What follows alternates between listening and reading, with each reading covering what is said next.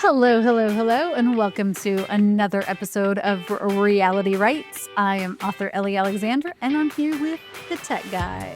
Yeah, it's time for a podcast. It's time for a podcast. How are you today? I'm doing pretty well. Yeah, it's yeah. I don't know though. I mean, these podcasts they cut into my Fortnite time. Oh, that's not what I was going to say. I thought you were going to get right into how excited you were about the particular topic we're going to take on today.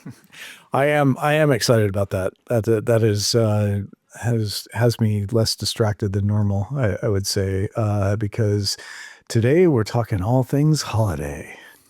This is the great holiday debate, bookish edition. We're going to talk all things holiday, whether or not you should launch into holiday fun, holiday reading now when we are recording this, which is the earlier part of November, or whether you should wait, especially if you are a US darling, until post Thanksgiving. I think we all know where I land on this camp. And I think we all know where the tech guy lands Do we? as well. Do we though? Sure. I'd like to for those darlings out there watching this podcast episode, I'd like you to just show them your coffee cup. Oh no. Mm-hmm. Well, I mean, yeah. For those not watching and listening to this on your favorite podcast channel, Ellie's holding a Christmas cup. It is red cup season already. That's true. That is true. I will give you that much. And what kind of coffee is in that red cup? I can't. I plead the fifth on this. I don't share my drink orders in general. I feel like I need some boundaries when it comes to oversharing, and that's definitely one. Also, because I write a long-running Bake Shop mystery series, Andy would be furious with me if I, was cheating on him with another. Mm-hmm. Let's just say it smelled a little bit pepperminty and a little bit chocolatey. No, these are lies. These are lies, darlings. Do not listen. Oh boy. Okay, well, we're going to get into a lot of behind the scenes in terms of what it's like. First, we're going to start, obviously, with our bookish tendencies in terms of reading habits and some trends that are happening right now in the market in general.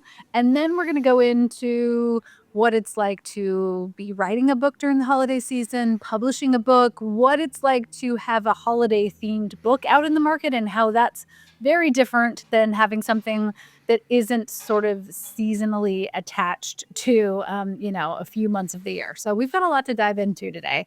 But I believe that you wanted to start with talking about reading preferences.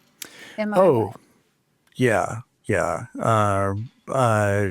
Like when you should start reading holiday books? Yeah, exactly. Well, I mean, I think so. For me, it's immediately after Halloween, but that's because a lot of that has to do with the fact that I don't rip through books like you do. So, Fair enough. I might start a book and then it, not get to it for a few days and then get back to it. And so it just takes longer. So I have to have the time because there's only so much time between Halloween and Christmas. So there's only so much time. So what I think is fascinating, I like to read on season. And I know there are darlings out there, and I would love to hear in the comment section from you in terms of how you enjoy it. I know that I hear all the time from readers who are like, hey, it's, April, and I'm loving reading On Thin Icing or A Cup of Holiday Fear. I personally, as a reader, tend to enjoy reading things that are happening in the same season. So I like to hold my Christmas reads until after Thanksgiving, like I like to do decorations, etc. But what's really interesting from the publishing side of things is that there is a new hot trend in terms of cozy reading. And this isn't just cozy mysteries. This is kind of the global category of cozy. So that could fall into mystery, romance, fantasy, anything that is sort of seasonal and cozy. Do you have any guesses what it is? do I have any guesses what it is? No, I don't. What? I'm stumped. The hot thing, and this is coming from All of the publishing partners who I work with are cozy autumn reads. Autumn There's like reads. this Okay. brand new fall market, and this is making my fall heart so happy. And in fact, we were just at the bookstore the other day, and suddenly I'm seeing all of these gorgeous colors. It's a lot of romance, but it's happening in mystery too. You're seeing a lot of like golden leaves and pumpkins and apples. And so this is, I would say, a market that we haven't really seen before. And it's fascinating to me. And I will tell you, on the publishing side of things, everybody wants something autumnal right now. Everyone. Wow. This feels like a marketing ploy to me. But I mean, I go with it, sure. But I think, part of me is like, this is a genius marketing move, because if people are excited about it, like that's perfect. But you're right. Now, come to think of it, we were just at the bookstore yesterday, actually, and Mhm. there were a lot of books like you just described sitting on the tables and stuff. So that was interesting. Yeah, and it's Autumn. like your quintessential cozy, you take all of the, like, Hallmark Channel Christmas movie vibes, and you pack that into an autumn read, and I have to tell you, I'm here for it, not only as a reader, but, like, I'm kind of excited about maybe dipping a toe into that in terms of my own writing. Ooh. I've written other fall books, of course, because with writing long-running series, fall has been predominant in a number of my books. Like, I'm thinking Sloan with Oktoberfest, Jules, Caught Red-Handed, and what's another one? Bake Barwood Steel. Like, I Mm. love a good fall cover. Bake Shop 23 is going to be all fall vibes, and I can't give a lot of details away, but Yeah. I think it's No going to have spoilers. no spoilers, but I think it's going to have a new fall title. Oh. Um, I know. So I think it's just fascinating that those trends kind of mirror probably where our tastes lie and interests, and publishers, yeah, are seeing like, hey, readers are looking for something that kind of hits that sweet spot. Readers like me, and I'd love to hear from you, darlings, but readers like me are looking for that sweet spot in between. Like, I want to curl up with something cozy, but I'm not quite yet ready to go all in on snowy reads. So this is these autumn reads, though. This is about the season, not about Thanksgiving, right? So, Right. right. Yeah. Okay. Yeah.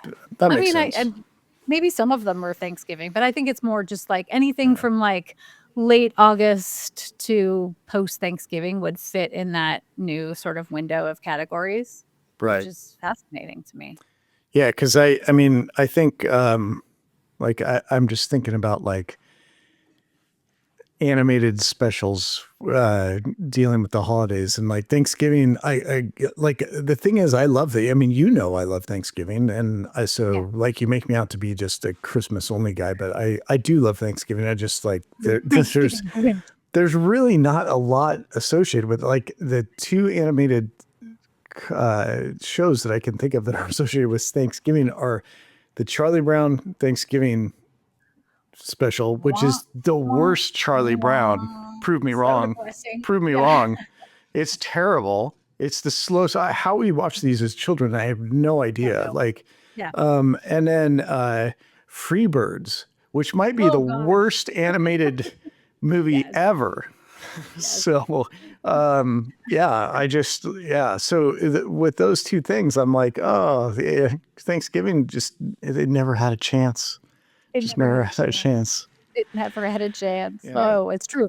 I wanna hear from darlings. Come at the tech guy in the comments if you are like, Freebirds is your go-to holiday movie. I, There could be yeah, please do somebody out come. there loves Yeah, it. totally. Please do come at me, because I will enjoy laughing at you if Oh, that's your no. favorite movie, because it is not good. But no, no, everybody can like whatever they want to like. But I'll still laugh. Yeah, I'm not gonna lie. No, but from a book standpoint, I can't think of anything off the top of my head that is, that is like a Thanksgiving classic, like a Christmas Carol, for example, just like, and maybe there is, maybe it's out there. I would want to know, because I would probably read it. I don't know if I'd Yeah, like and it. I'd read it. I can't I can't think of anything in terms of like publishing trends in the last 15 plus years that I've been in the industry where there's sort of been a season all of a sudden that hits because obviously like holiday season and summer reads have been the two like key categories all the time. But this has really just emerged in the last 3 or 4 years that suddenly it's like, hey, no, there's this new opportunity in Hmm, this autumn fall market, which is fascinating to me. that's cool. Um, Yeah. can I hijack the episode for just a minute though? If we're talking about holiday reads, I don't know or if you holiday care. read. I know I want some help because I've been on the hunt for Oh, years. yeah. So I read Skipping Christmas like I don't I've know, also been on the hunt for you. Let's put yeah, that out. Yeah. 20 years ago, whenever it came out. When it very first came out, I read it and it has it's close second. A Christmas Carol is always going to be number one for me. It's just an amazing story. I really like it. But Skipping Christmas, like that is, I just loved it. Like John Grisham, like By John Grisham. Yeah. which was surprising, right? I mean, but I mean, I thought it was awesome.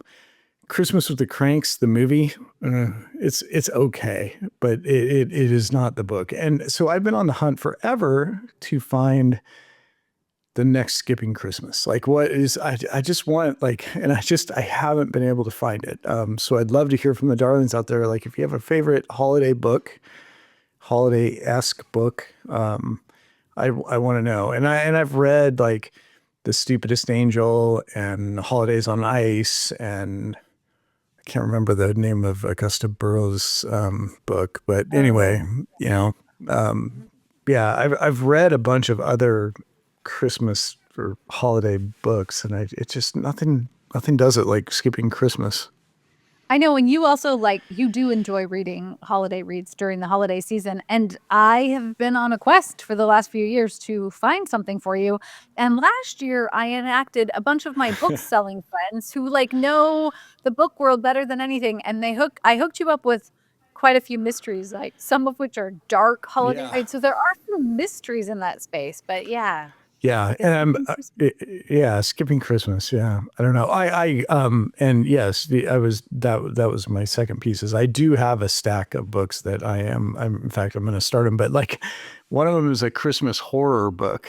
I'm like, Yeah, that's okay, yeah. So I'll check it out, but yeah, I just there's got to be something. I don't know. I was telling you the other day that maybe I just need to write it. I think you might. Yeah, Yeah. If it's not in the world, make it yeah, happen. That goes to you too, darlings. Yeah, yeah, totally. definitely.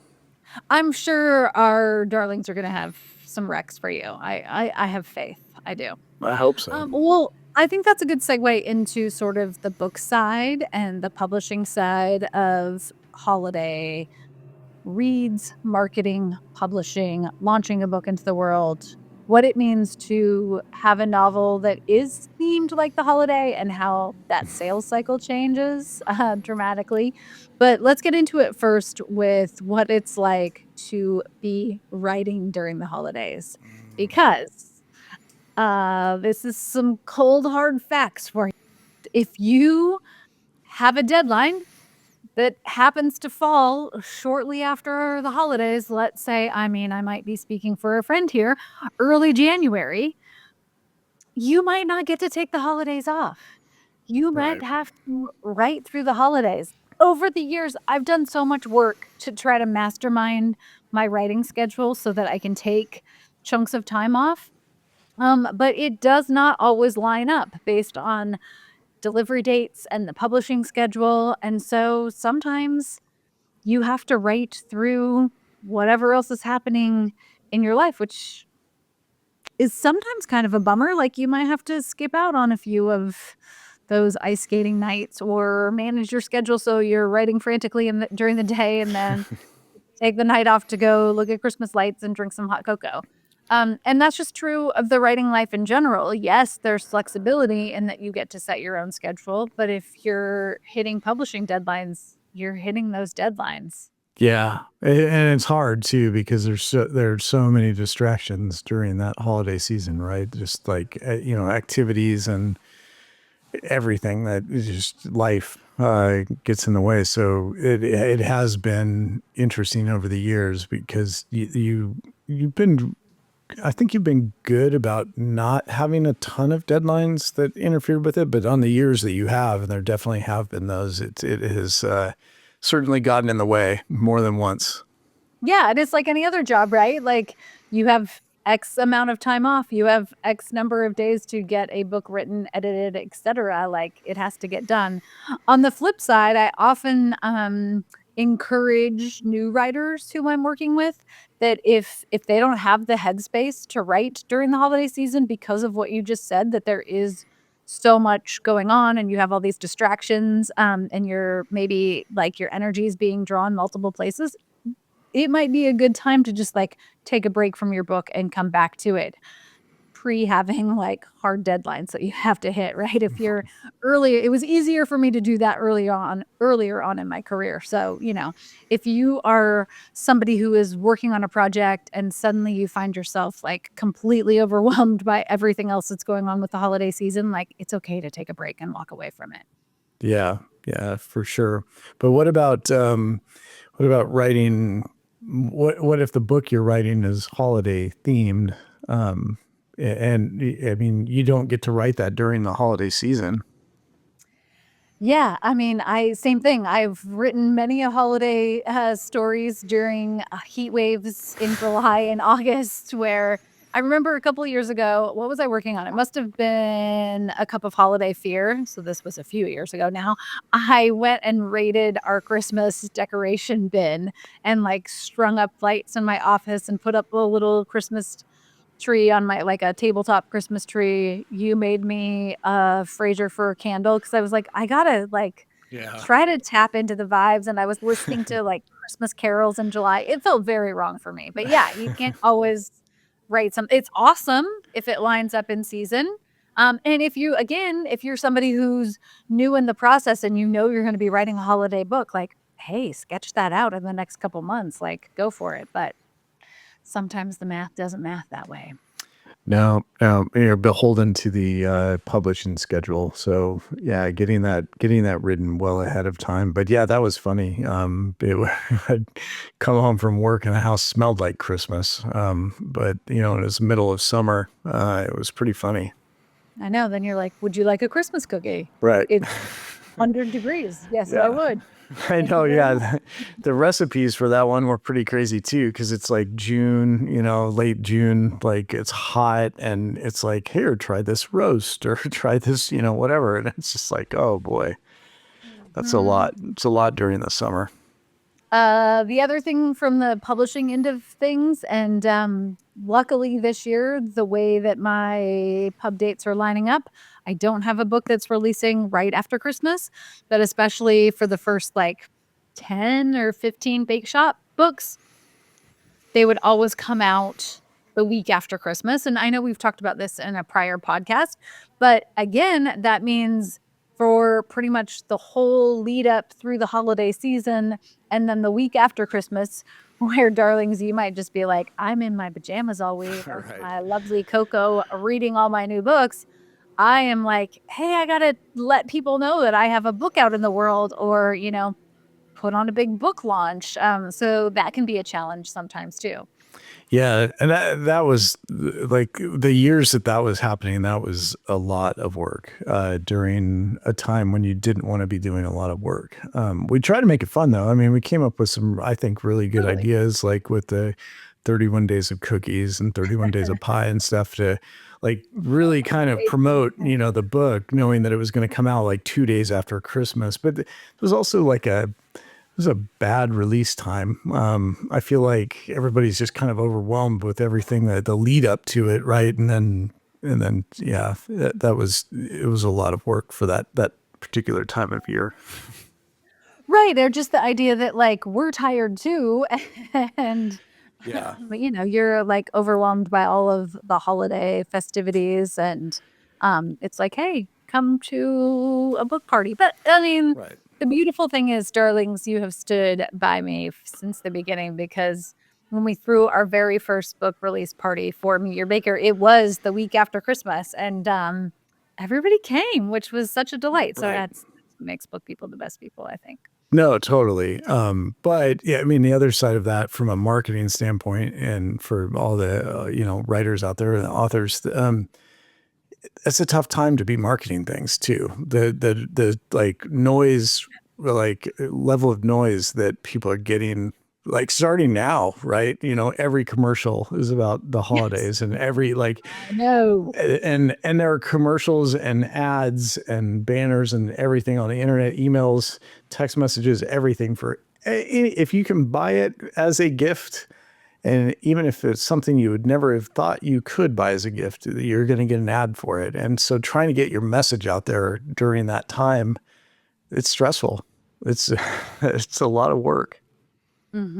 Yeah, and it's always that balance point, and, I think our slant is always trying to show up and, like, be authentic in whatever space we're Totally. going, and that's why things like 31 Days of Pie, 12 Days of Christmas, like, all of those kinds of things, like, trying to give something back, which is always my goal, but yeah, you have to kind of, like, show up and have energy to be like, "All right, now we just got through the holiday season, and a week later, woo, we're talking books, and Right. we're out traveling," and, that's always hard too, because then you are at the mercy of weather. There were so many events over the years that I would have completely planned in the store and everything, and then it's like, "Oh, okay, we can't go there because there's Yeah. some ice or Although airport." we have a couple of times. We've braved We the have a couple of elements times. That's rather true. stupidly, I think, Yeah. but we did it.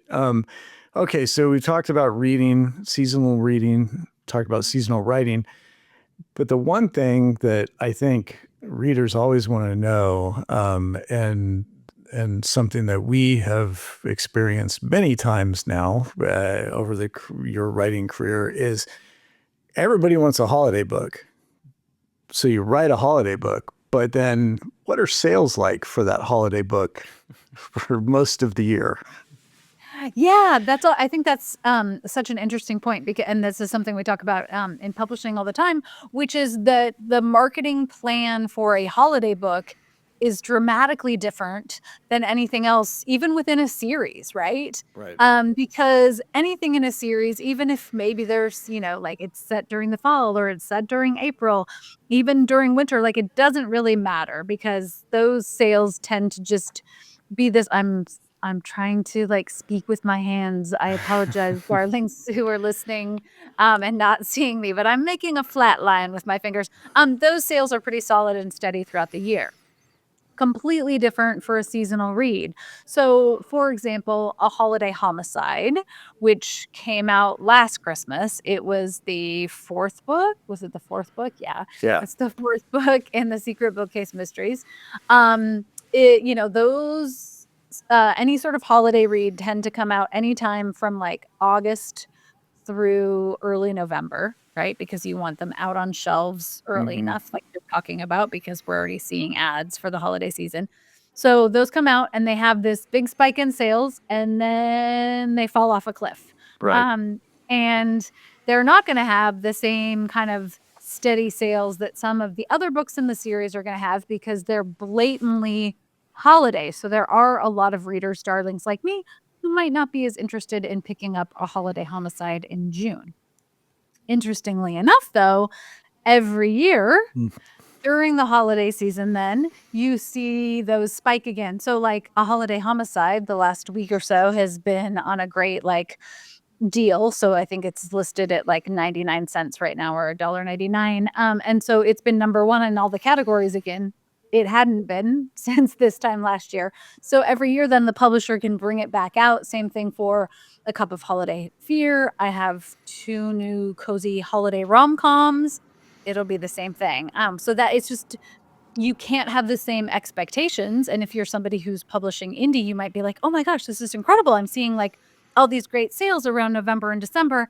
And then come January, if those sales die off, like, don't panic. That's the seasonal nature of those Right. books. Right. Yeah, and the same was true of Catch Me If You Candy too. or Right. just, Yeah. because it's Halloween Halloween. themed. Yeah, and from a marketing perspective, you're not going to put any, it wouldn't be wise to put a lot of effort into marketing a holiday themed mystery, even if it's part of a series, January through August. But, September through December, go for it. Like, push that messaging out there. But it's, you're going to just spend a lot of time for not a lot of not picking up a lot of new readers, because they just like a lot of people read seasonally, and they're just like, March is not the time to be pushing your holiday related book on people. No, although you might do like a fun Christmas in July thing as a little Totally. bonus. Well, But yeah, yeah, I'm all for it. I mean, we could have I Christmas know. quarterly. Quarterly Yes, would be great. That'd be of awesome. course. So, yeah. Right. Yeah. Uh-huh. I believe that you conducted a very formal poll. Do you want to share those results? Oh yeah. So because this is the great holiday debate, right? So Right. so for the darlings out there who are patrons over on Ellie's Patreon account, if you're not, you should head over there and sign up. I mean, Ellie shares stuff every once in a while, but the real magic happens on Tuesdays when Gosh. the tech guy, do Tech Guy Right. Tuesday takeovers. Yes. And recently, I wrote a post about this, and I conducted a very scientific poll Very on. scientific. Yeah, the poll had two options asking whether you were team "It's never too early for Christmas" or Mhm. team "Only after Thanksgiving." Right. And not surprisingly, I know that a lot of people might be thinking, well, I mean, hey, that could go either way, right? Well, here, drum roll. Ooh. Yeah, not surprisingly, my team won. Team, it's never too Ah, early for Christmas. It was a landslide, it's but rigged. It's rigged. it was it. It actually wasn't a landslide. It was actually a lot closer than I anticipated it being. But I think it Really? was, like 54% to 46%. So still a clear Ooh, majority.